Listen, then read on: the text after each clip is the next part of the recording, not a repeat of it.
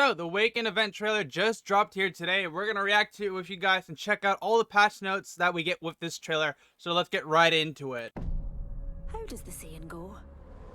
Be careful when fighting monsters, so that you don't become one. We got a new Ash skin, Fuse skin, and also Maggie skin. Got like a Gundam and Power Ranger feel, which is really cool. Oh my, look at this. It's not the anime event. The anime event's going to be coming later, but this is still really cool. We're about to get real messy. We also got new Horizon, Globa, and Seer. Lifeline Town Takeover, which I'm super excited about. This is behind Gardens. We got the new Lifeline skin from the trailer. We also got a new Rampart skin. Just dogged on Fuse with the Volt. Control's returning to World's Edge. I'm so glad Control's coming back. That's gonna be so hyped. And absolutely dogging on people. Pathy is. We also got a new Mastiff skin, PK skin, the other thing. So those are the cosmetics and stuff like that. Honestly, all of them look really, really good. I'm so glad that Ash is actually getting another skin that's actually really good. Most of the skins she gets is decent, but this one looks gonna look really clean. I love when people take an Ash ult and just jump. So good. You'll die alone.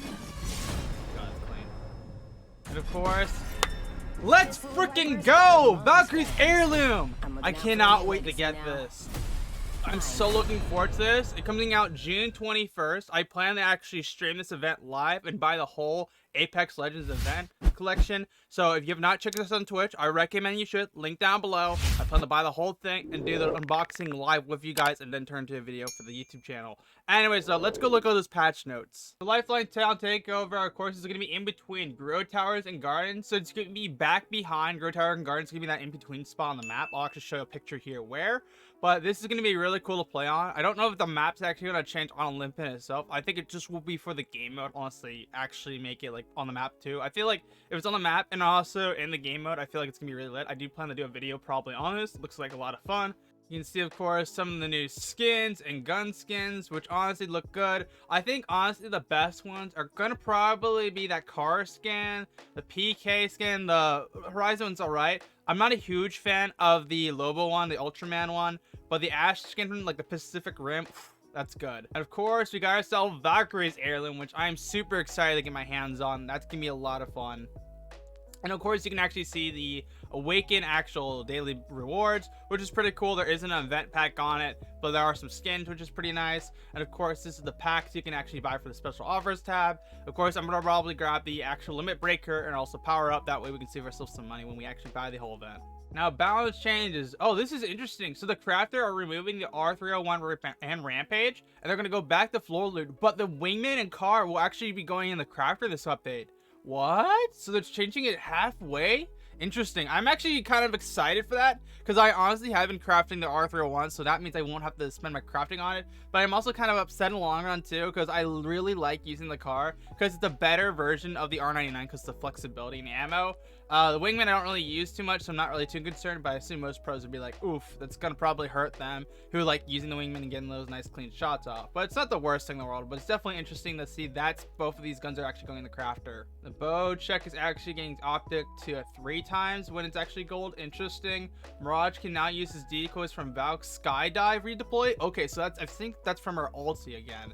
Interesting. So that would be really cool. I honestly think that would be really nice. Just imagine you Valkyrie, right? And you're about to jump a team, but before you jump them, you actually set up a decoy to go down on the team in front of them and then go behind them. So they're getting jumped by 2 squads. I don't think that will work, but it would be kind of funny if it did. It would catch them completely off guard for like a few seconds. Now here we go, Lifeline's buff. Okay, move, revive, cancel options for Lifeline players that are getting res. I'm not exactly sure what this means. I assume it means you can just kind of cancel a res if you need to protect yourself, if that's the case. So I assume. And of course, we got Doc Stone's getting a buff from healing pool increased from 150 to infinity and still lasts 20 seconds and double the radius. I honestly think Doc Strone was never really needed a buff, but I feel like this buff actually will help a lot.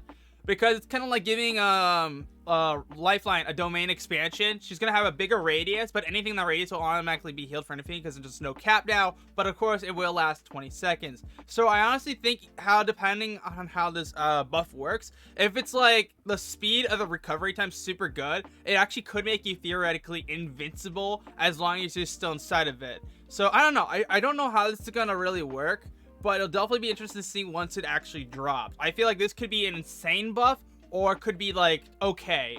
And of course, we got a care package, the reduced time from 5 minutes to 3.5 to actually get the ultimate. And the weapon attachment panel now comes with shield batteries instead of 2 cells. That's decent. I honestly wish the actual care package gave attachments based on what your load already is. Like the IMC armories and the smart bands, well, they already give you, like, let's say you have a purple mag, it'll give you a gold sometimes. I wish it was the same thing for Lifeline's drop. I feel like that's the only way you can make it better, and maybe like give a guaranteed purple armor on top of it. I feel like that'd be correct.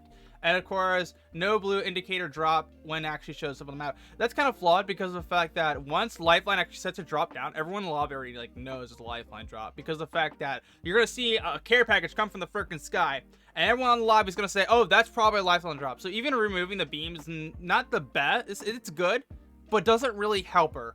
I feel like they just have to redo her whole ultimate in order to make it better. And that's all the big updates for the actual update on the June 21st. I honestly think I'm excited for this. I'm looking forward to getting Valkyrie's heirloom. Of course, if you do not check us on Twitch yet, I highly recommend you do, because we're going to grab that heirloom, buy it, do a video on it, and all that good stuff. So if you haven't subscribed already and you enjoyed this video here today, then you know what to do. Make sure to get subscribed and smash the like button. And don't forget to check us on Twitch, because we do stream there, of course, every Monday, Wednesday, Friday. They'll link down below to our Twitch channel. Until then, I'll see you guys in another video. G-Man, out.